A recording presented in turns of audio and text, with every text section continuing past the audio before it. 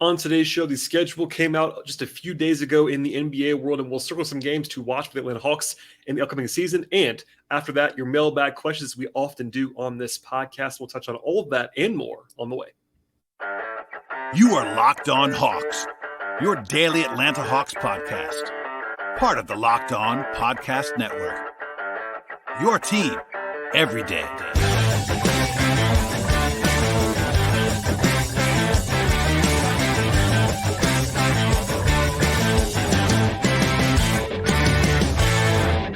Hello, friends. Welcome to episode 1539 of the Locked On Hawks podcast. I am your host, Brad Rowland, coming to you on a Monday evening here in late August. And today's show is brought to you by Birddogs. Go to birddogs.com/LockedOnNBA or enter the promo code LockedOnNBA when you get there for a free white tech hat with any single purchase. You won't want to take your Birddogs off. We promise you. Check it out at birddogs.com/LockedOnNBA. And today's show, we'll be diving into some mailbag questions as well as some schedule stuff. But first, I should remind you at the top of the podcast to make us your first listen each and every day. Please subscribe to the show anywhere you find your podcasts, places like Apple and Spotify, as well as YouTube on the video side. And if you missed it last week, we did 3 episodes in the middle of August, including a 2-part talk with Andrew Kelly of Peachtree Hoops, as well as the scheduled release on Friday. And we'll build off of that right now. People were kind of asking me to dig into the schedule a little bit more. I'm happy to do that here at the top of the podcast. I'm going to use a question from Dusty to do just that. So we'll dive in right now. Question from Dusty, who says, if you could only watch 5 or 10 of the 82 games for the Hawks this season, which games would you pick? Also, got a question from Joseph that I will use to kind of dual answer these about 5 road trips to make this season if you are a Hawks fan with the resources to do that. Another question actually somewhere else about trying to pick an 8-game season ticket package. So I'm going to kind of put them all together and add this sort of a little bit differently as a result of all of this. So first, I'm going to name 5 road trips. Then I'm going to name 8 home games to circle. Hopefully that answers all the questions. And obviously, I want to be very clear about this. This is definitely in the eye of the beholder. My list is not better than anybody else's. It is what it is. It's preference. It's what you want to see. It's what you're circling on the season calendar. It's it's days of the week. All that stuff should be considered on all of this. But my personal list is as follows. On the road side, I'm going to leave off the season opener because it's always fun. But if you're rooting for me in the opener, a road game in Charlotte would not make my list. So I'm going to cross that one off for now. I will hopefully be in the building for that one, but I will not include that one. But beyond that, the 5 road trips, again, not just games, road trips that I would make would be as follows in order of when they happen. So November 9th is a Mexico City game. Hawks, Magic. It's almost cheating to use this one, but it would be a great thing to go ahead and attend this one if you have the ability to do so. I don't know if I'm going to be able to make it. Honestly, it's one of those, it's not my only job. So it's one of those things I have to be logistically and cost cutting and all that fun stuff. But the Hawks play the Magic. It gets some standalone attention on NBA TV that night. It's in the middle of the week, which could be challenging, but certainly a kind of a one-of-a-kind trip to see the Magic and the Hawks play on November 9th in Mexico City. From there, I would circle November 28th in Cleveland. That is the 4th and final game of the in-season tournament group play for the Hawks. The Cavs are a good team, and also that could determine whether the Hawks actually get to advance to the semifinals, etc., of the in-season tournament. We'll know by then. I want to know how one of these sort of new games there, and I will circle that one as the one I would choose. Sort of not the only option, but something I would keep an eye on. From there, I would say there's a 2-game trip to Toronto in the middle of December. It's December 13th and 15th up in Toronto. The Raptors might not be great this year, but it is 2 games in 3 days in a very cool cosmopolitan city up in Toronto with all of Siakam buzz. That stuff's kind of out there too. A lot of interest in Toronto, locally in Atlanta, and again, a 3-day trip that you see 2 good games in a cool city. I would definitely circle that one. I would also say January 22nd through 24th in Sacramento against the Kings and then the Warriors in back-to-back games across 3 days. Another one where it's not like explicitly a series against one opponent, but 2 games basically across the bay from each other within an hour or so drive.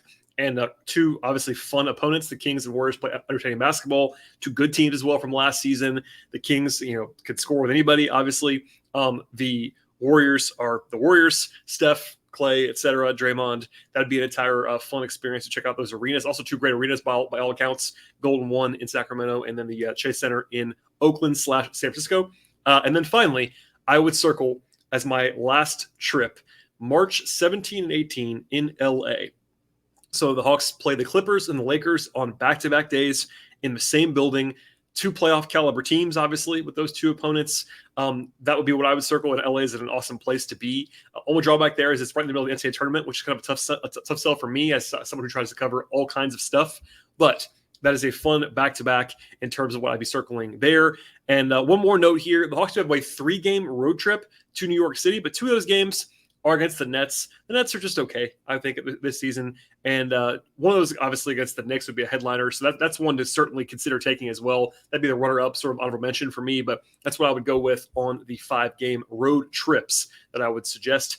On the home side, I'll do a little bit less commentary. But on the home side, I would say the home opener against the Knicks on October 27th, an awesome game, not just because of the home opener, but because the Knicks, there's lots of Knicks fans, I'm sure, around the building, a good opponent, lots of buzz at that point in the season.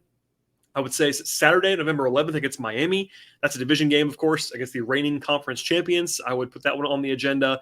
The Sixers coming to town on November 17th.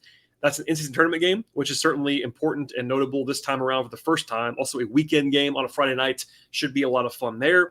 I would say Monday, December 11th against the Denver Nuggets. That's, of course, the reigning champion Denver Nuggets. Jokic is in town. Must-see TV there. One of the most fun teams to watch. Obviously, a tough game for the Hawks, but Jokic is also super durable, so you can actually rely on him actually playing in that game. That's probably helpful for your planning experience. From there, December 23rd, I should say, is a Saturday against the Grizzlies. Number one, the Christmas crowds somewhere around that date are usually good because kids are out of school. Families are in town, lots of like sellouts and good crowds then. Memphis is a good team, of course, and it's a Saturday, so there'll be a lot of buzz in the building for that one. Then I would say MLK Day is an obvious choice, but certainly the right choice against the Spurs. Doesn't mean it's wrong, just to be obvious, because it should be a sellout, should be a great atmosphere, choir intros, all that stuff, and then hopefully Wembanyama plays for the Spurs, but certainly a national TV game, a good spotlight for the Hawks, and sort of that tradition of playing on MLK Day in the afternoon in Atlanta. A couple more here. Friday, February 2nd against the Suns. Phoenix should be incredibly intriguing this year with their all-in roster. That's KD and Booker and Beal, etc. Also a Friday night game. Should be a lot of fun there. And then the last one I would say in order is Tuesday, February 27th against Utah, which is the return of John Collins to Atlanta. The Jazz could also be a fun young team this year, but certainly Collins is the headliner there.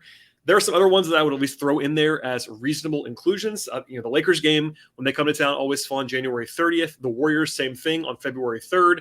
The Pelicans, if Zion is playing, on March 10th. Boston comes in twice in March within about a week.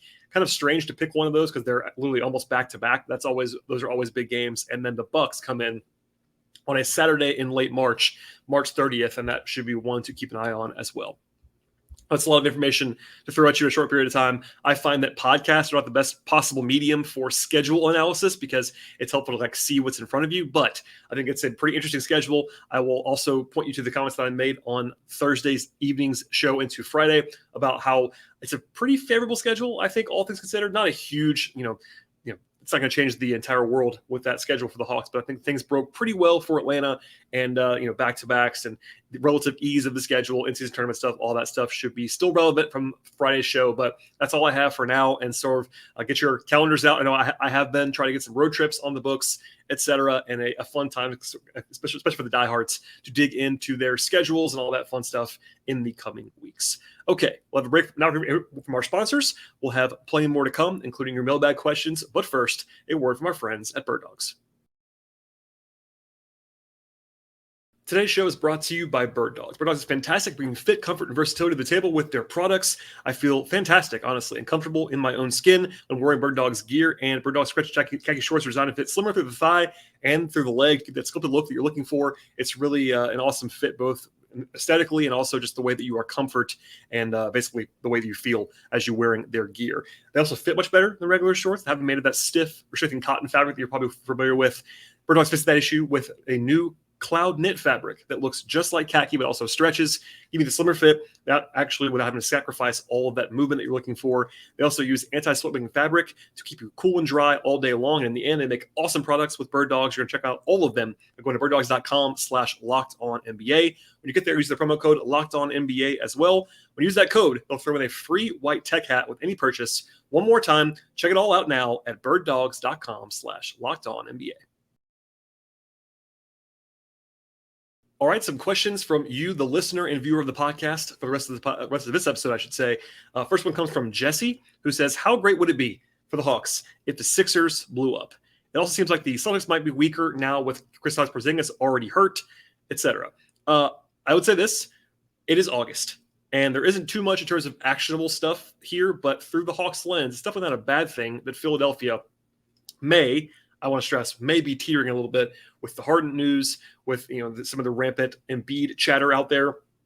Boston has some uncertainty as well with Porzingis already being banged up. The Sixers stuff obviously is pretty wild with the stuff that Harden said on the record about Daryl Morey. That's led to some summer speculation that again Embiid could be having a wandering eye at this point in time. I do think if they can get Harden to buy back in, they should be pretty good, obviously. But if Harden pulls a Harden and just doesn't want to try very hard or doesn't want to play at all, that obviously would hurt the Sixers quite a bit. And Philly is always one Embiid injury away from floundering because Embiid is so important to what they do on offense and defense, honestly. Boston should be good, obviously, this year. They have either the highest or second highest win total projection in the Eastern Conference, but Porzingis already banged up is not a good thing for the Celtics, which obviously would help the rest of the East. Also, KP, while he had a pretty, I've never been a huge Porzingis guy, I will definitely admit that now, but he was quite good last year in Washington. But still, he's played 57 games or fewer in 5 of the last 8 seasons. Not great. Already kind of a risk by Boston to bring in Porzingis at the expense of Marcus Smart. It was a high ceiling move for sure if it works out, but there's a little bit of downside on that move.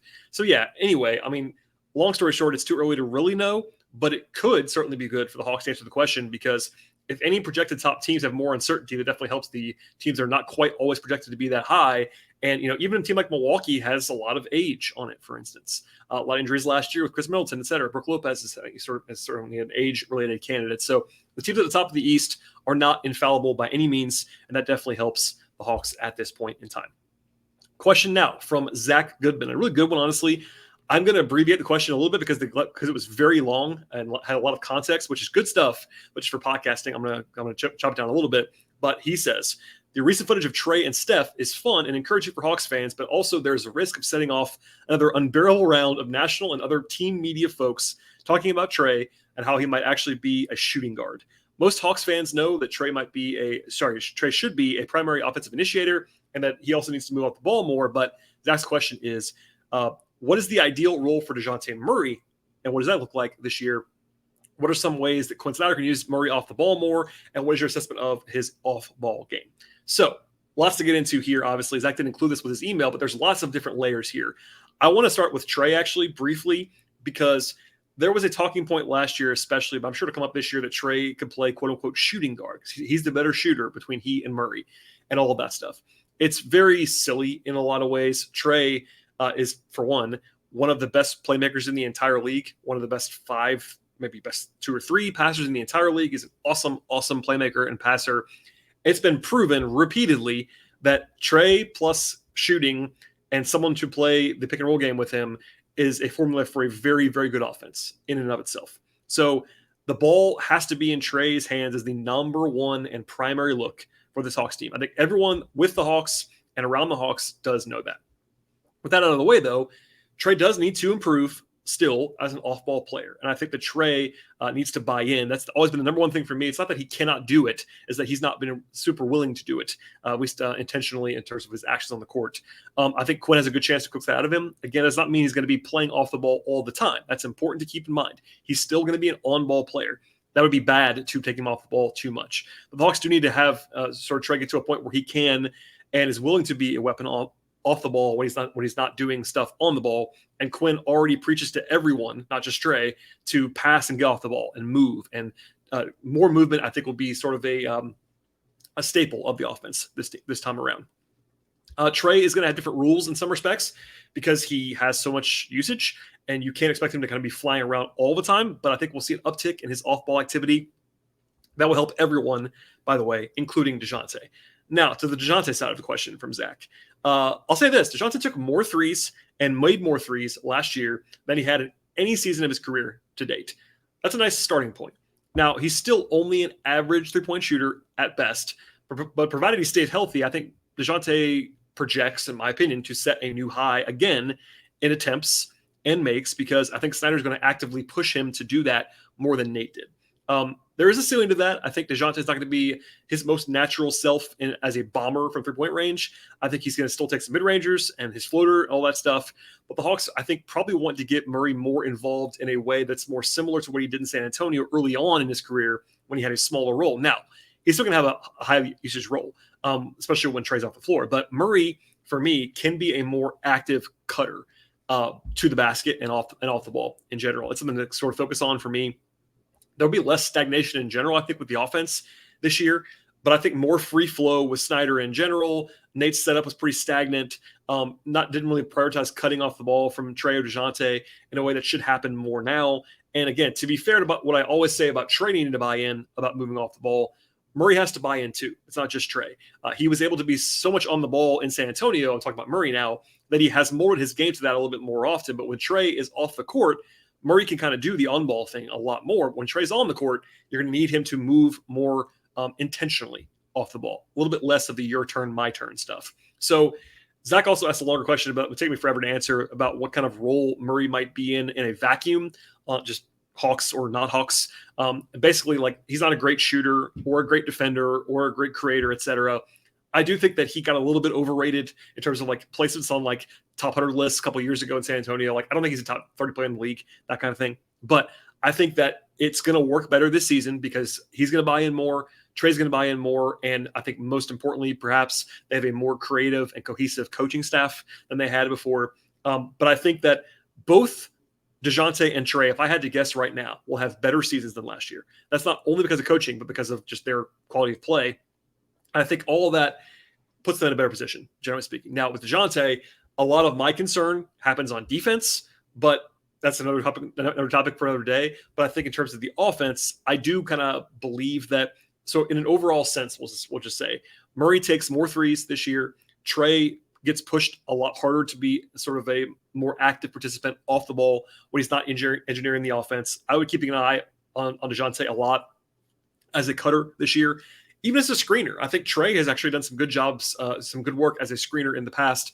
When he's actually engaged, go ahead and do that. So that's something to keep an eye on as well, sort of a smaller thing. But I think in general, less your turn, my turn, more engagement off the ball for both guys. And I think it definitely needs to invert itself, take advantage of both guys' strengths, because, look, Murray's not a great off-ball player. Trey is too good on ball to just be off ball all the time. So there's a little bit of marriage that has to be figured out there. But I think we'll find the best sort of margins on all sides compared to what it was last year. And look, it wasn't a disaster last year. Something I keep having to say, it didn't go perfectly by any means, but it didn't just implode either. And I think we'll see, hopefully, they put Murray in a better position on second units too. When Trey's off the court, it's not just, I don't want to say this negatively, but Dejounte is not quite good enough to do the Trey thing. We saw that last year. They kind of just like basically said, hey, Dejounte, you're going to be in the Trey role when Trey's off the floor, and they need more help for him to do that. More spacing around him, more sort of secondary ball handling, et cetera. So that's part of this too. But I think in general, I do have some faith in Quinn Snyder to kind of maximize Trey and Dejounte a little bit more and playing off each other, playing off the ball, and generally just being more egalitarian, more free-flowing, a little bit less stagnant than it was in years past. Okay. We'll have one more break here from our sponsors on this podcast. Then we'll have much more with your mailbag questions coming up.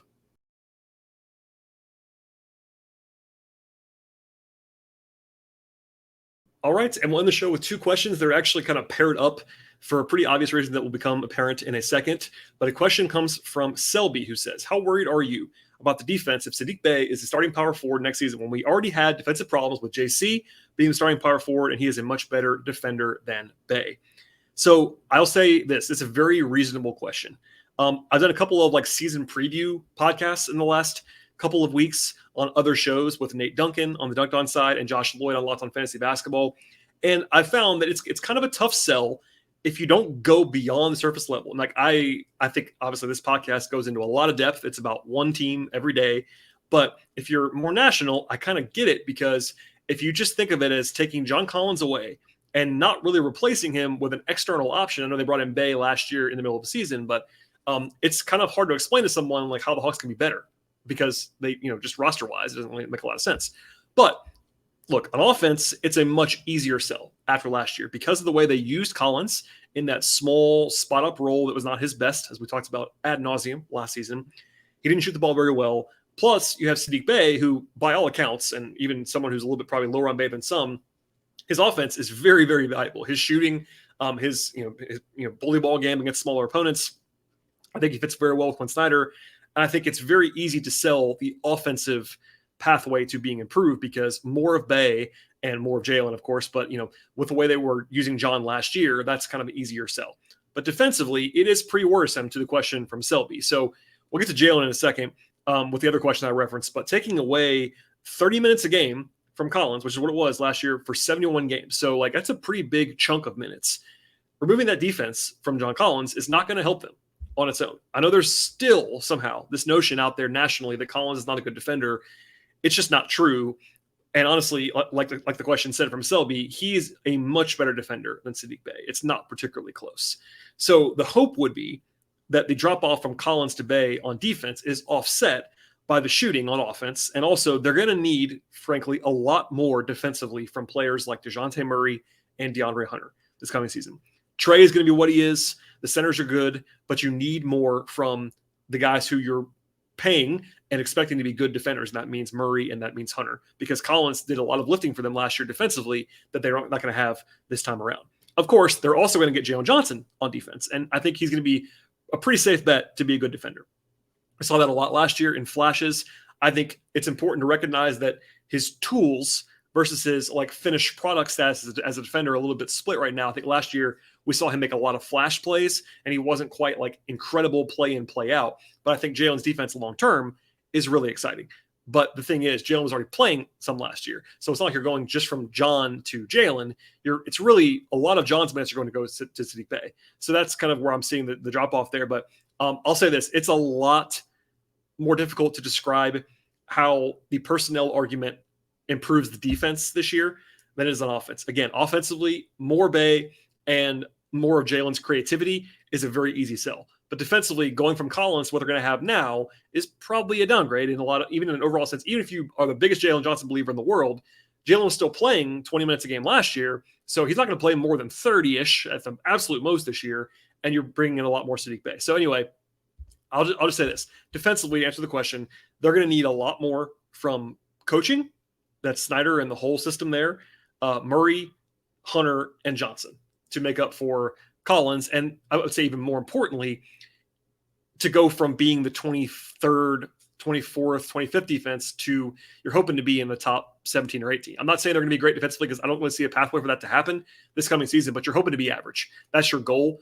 Obviously, they're not going to acknowledge that, but on the outside, I think if you're reasonable, the Hawks being an average defense will be very helpful this year. And I think it's going to be much more about the other guys than it is about Bey approximating Collins, because Bey is not as good as Collins defensively. Jalen, though, will obviously help a lot as he plays more and more. I think the tools there are very obvious. This is the second question, and I sort of tied these two together before we get out of here on today's podcast. It comes from John. So John says, assuming the power forward roster stays as it is, and we in theory roll with JJ, wouldn't Okongwu pair better because of the offensive skill set? Would you see a possibility during the season of CC starting, but OO getting more minutes if not traded? So before I actually answer the question, I thought it was funny that the two questions that came in at the same time basically framed it totally differently. One was talking about Bey as a starter, one was talking about Johnson being the starter. If you know me, I forgive this repeat of myself, but if you don't know me, I'll just say this. I care less about starting lineups than most people do. I think they are pretty overrated and overstated. Now, I will say they do matter because players care about them. Agents care about them. I just personally don't think they're that important. It's more about who finishes and how many minutes you play, in my opinion. But Josh Lloyd on the Locked On Fantasy Basketball show last week asked me for a projection. I said my best guess, and it is a guess right now because it's August, is that Bey will start on opening night. But I won't be shocked at all if it's Jalen Johnson. I'm not digging my heels in and saying it's going to be Bey for sure. I'm not saying that. I would guess it's Bey. My working theory is that as long as Capella's on the team, he's going to start. And you can disagree with that. I get some of that stuff, but I think Capella is too good and is making too much money and is a veteran leader and a big voice. They're not going to not start him if he's on the team. I don't believe. I'll be pretty shocked if he doesn't start. So I think they're going to need and want shooting next to him, which means Bey is a better fit with Capella. And then that puts Johnson and Okongwu more together, which does make sense on a lot of different levels. So that goes into John's question, by the way. Okongwu does pair better with Johnson on offense in particular than Capella does. That's pretty obvious to see, but Okongwu's a better ball handler, has more versatility, has the potential to shoot. I'm not sure where we are on that just yet until we see it, but he's at least much more of a threat than Capella is from outside of 7 feet or so. That isn't to say that Johnson and Capella can play together, because Johnson and Capella have played together in the past. This past season, they played 235 minutes together. That was still, though, less than a quarter of the minutes that Jalen played for the full season were with Capella. At the same time, Okongwu and Johnson played 626 minutes together, so more than 2.5 times as many minutes as Johnson and Capella. That's going to continue, I think, at this point in time. I think it would continue to be I'd be pretty shocked if Capella again was on the team and healthy and not starting. So I think that it's going to be a lot of Johnson and Okongwu off the bench, and bench for start doesn't really matter. Like, they're going to play more than they did last year, both of them, I think. The last part of the question kind of goes to that same thing, as where basically there was a possibility that Capella starts, but Okongwu gets more and more minutes. That is certainly possible. I've already said on the show, I think it'll be closer to an even split this year than it ever has before, again, provided both guys are on the team when we get there. Last year, Capella averaged about 27 minutes a game, and Okongwu was about 23 minutes a game. That's already pretty close, but it's a little bit skewed, which I'll explain to you now. Capella missed about a month in a row. He played one game in a month, basically, from mid-December to mid-January because of injury. And Okongwu was playing about 32-ish minutes per game with Capella out. That's obvious. It'd be the same thing the other way around. If Okongwu was out, Capella played more, etc. Okongwu was playing full-on starters minutes with Capella out because that's what you have to do. But if you look at that, sort of before Capella went out, Okongwu was playing about 21 minutes a game in the first 28 games of the season. Then, when Capella came back at full strength about a month later, it was back to about 21 minutes a game. So basically, it was essentially a 27-21 split last year in games where both guys played. Now, there's always going to be games where guys don't play. Okongwu missed a couple games. Capella missed some games. I'm talking about the games where both guys are healthy and available, all that stuff. It was 27-21 or so last year. I would project a little bit closer this time around, and I think there might be games when Okongwu plays more. And I think also, we don't know this yet. I'll be the first to admit that, but I am guessing on this. I think they might be a little bit more willing to kind of actively manage the likes of Bogdanović and Capella than McMillan was. Now, Capella missed that stretch of games last year for about a month, but once he came back, he played 38 consecutive games in the second half of the season, and only missed the last game of the season because nobody played in that game. They weren't trying. It didn't matter.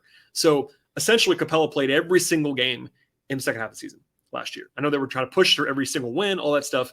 I think it'd be wise, in particular for Capella and Bogdanović, to manage maybe missing back-to-backs. I think Capella in particular, because they have Okongwu. If Okongwu was healthy, and there's no reason to think he won't be at this point in time, it would make a lot of sense, like, to pick your spots. I'm not saying you do it all the time, but like, even if Capella didn't have injury all year long, which you can't bank on, I don't think you should be planning to play Clint more than 70 games, even without an injury, because he's got a lot of wear and tear on his body. And again, you probably have the best backup center in the entire league.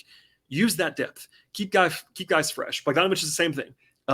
Documented knee problems. When he's healthy, he's a huge X factor for the team. When he's not healthy, he's obviously not the same player. So anyway, that's something we'll talk about a lot more, I think, as we get into training camp and all that stuff. But for now, I think Okongwu will play more in games where Capella plays this coming season. I think if Capella is on the team, he's going to start. And I think that we'll see beyond that. And as far as like closing games, I think you might see more of Okongwu, and that's totally fine.